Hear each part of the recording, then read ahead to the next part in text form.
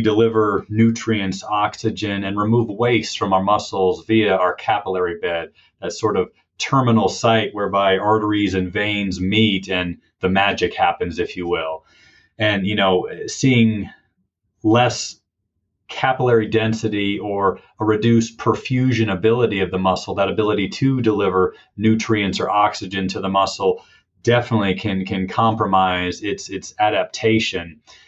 And so these were studies that we undertook when we looked in older adults, and we kind of stratified them via a biopsy into how many capillaries, they had in their muscle. All adults then underwent, a progressive exercise training program, and then follow-up measures were taken. And the individuals that had the most dense capillaries, the greatest number of those microvessels in their leg muscles, underwent the most robust changes following exercise. They were better able to harness the ability of that exercise to build both muscle and strength.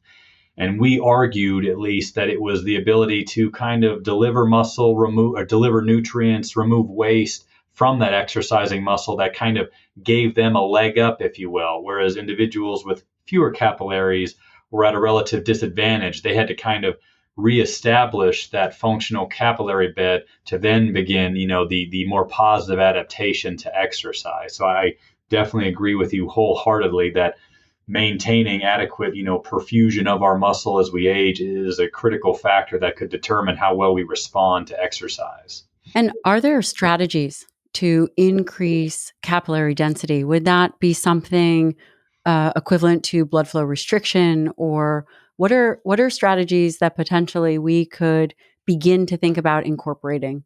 It's a fantastic question. I feel there are a number of approaches you could take. It's something that I might lecture in class and trying to provide practical advice. But, if I were a relatively sedentary adult looking to engage in some resistance training, I feel a period of sort of like an aerobic preconditioning, if you will. This may be walking outside, some stationary bike riding, kind of jump starting, hopefully, that process to build back or restore some of that capillary density, and then moving into sort of your progressive exercise resistance training, you may better then kind of reap the early benefit. Another way is exactly as you said, this concept of blood flow restricted training. So this is one of those exercise paradigms that it kind of looks funny if you see people doing it, but they'll wear what amounts to a blood pressure cuff kind of very proximally or high up on a leg or an arm. The cuff is inflated to a degree whereby you are restricting arterial flow into the working muscles, but then completely obstructing venous return.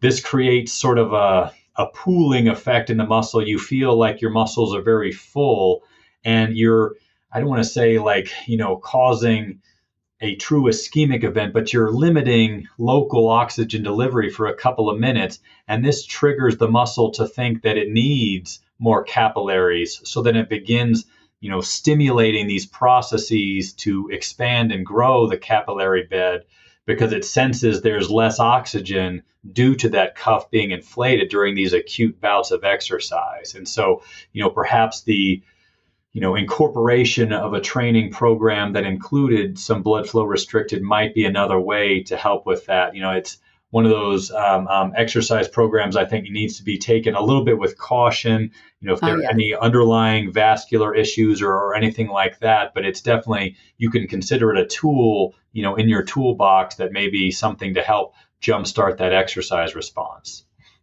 And that's really, really good advice. For the listener out there, blood flow restriction is incredibly uncomfortable. Shouldn't go and get bands and do it by yourself. It should be something that is done with a highly trained professional, certainly at least at first. And as Dr. Fry was mentioning, any kind of preconditions like hypertension or other things within that category, it should be used in caution. That being said, there is evidence to support it is very good for exactly what Dr. Fry is discussing, as well as injury. And it makes me think, well, maybe one of the benefits of blood flow restriction is in fact due to that increase in capillaries, what time frame would we think in humans would we see an increase in capillary density? Is this a slow thing, or is this something that would take 6 months to a year? Do we know? It's not as rapid as, some of the more responsive processes to exercise. We think of, completion of an acute bout, your muscle will start to build proteins within minutes after exercise cessation. The ability to kind of expand that capillary bed, as you say, takes a little bit longer. We're limited again by the assessment of tissue samples from patients that are fairly invasive, but a number of studies have tried to add some clarity to that and have shown that at least in younger adults, your ability to kind of expand your capillary bed actually precedes or falls right in line with the ability of your muscle fibers to grow or hypertrophy. So we're talking, I'd say, with a regimented exercise program, you can start to see changes maybe within a few weeks to definitely a month. It's one of those things that, again, like many things muscle related, is fairly plastic, which is good for us.